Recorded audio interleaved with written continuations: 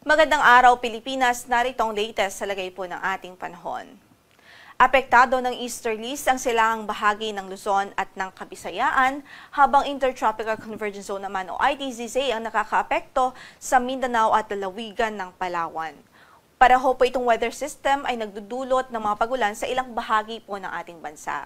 Samantala, update muna sa low pressure area na minomonitor natin. Huling nakita po ang sentro nito sa layong 1,150 kilometers silangan huyan ng Eastern Visayas. So as of now ay nasa labas pa po ito ng ating area of responsibility, but in the next 3 hours o ngayong umaga din ay inaasahan nating papasok po ito ng PAR.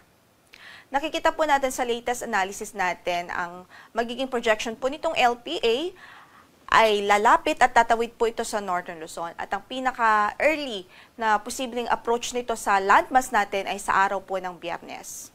At dalawang posibleng senaryo na nakikita po natin dito sa low pressure area.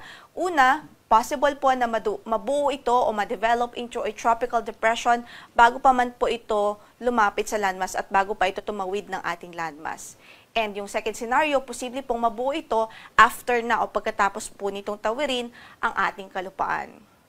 Gayunpaman, parehong senaryo inaasahan po natin magdudulot ng mga significant na pagulan sa ilang bahagi ng Luzon. Kaya't magantabay po tayo sa magiging updates ng Pag-asa. Para naman sa magiging lagay ng ating panahon sa araw na ito, dito nga po sa Catanduanes, Albay, Sorsogon ay inaasahan po natin ang maulap na papaurin na matataas na tsansa ng mga pagulan at pagkidlat pagkulog dahil po sa easterlies. Samantalang sa Metro Manila at natitirang bahagi naman ng Southern Luzon, dito sa Central Luzon at maging sa Northern Luzon, asahan po natin ang mga localized thunderstorms, especially sa hapon at gabi dahil din sa easterlies.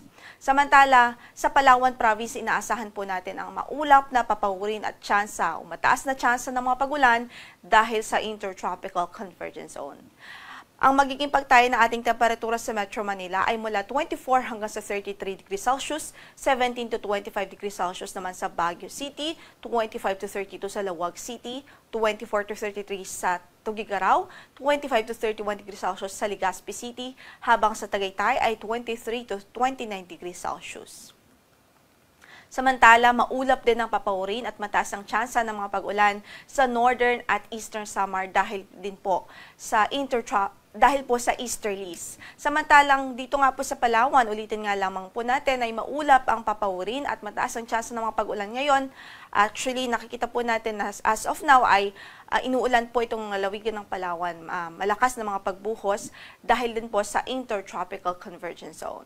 Samantala, sa natitirang bahagi pa po ng Visayas, asahan natin ang mga localized thunderstorms, especially in the afternoon or evening dahil sa easterlies. Habang sa Mindanao naman ay bahagyang maulap hanggang sa maulap din ang papaurin at may tsansa din ng mga kalat-kalat na pagkidlat at pagkulog any time of the day dahil sa Intertropical Convergence Zone.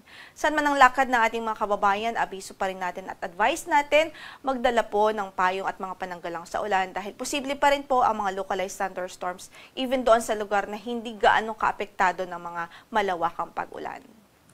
Samantala, para sa pagtayo ng ating temperatura sa Tacloban, from 25 to 31 degrees Celsius, sa Iloilo, 25 to 33 degrees Celsius, 26 to 31 degrees Celsius naman ho sa Cebu, 24 to 31 degrees Celsius sa Kalayaan, 25 to 32 sa Zamboanga City, 24 to 30 degrees Celsius sa Cagayan de Oro, 25 to 31 degrees Celsius sa Davao City.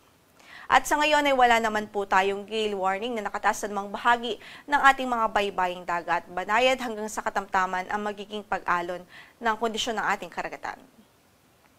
Ang sunrise po natin for today is 5:43 in the morning at lulubog ang araw mamaya sa ganap na 6:16 ng gabi. Ito po si Lori de la Cruz Galicia. Magandang umaga po.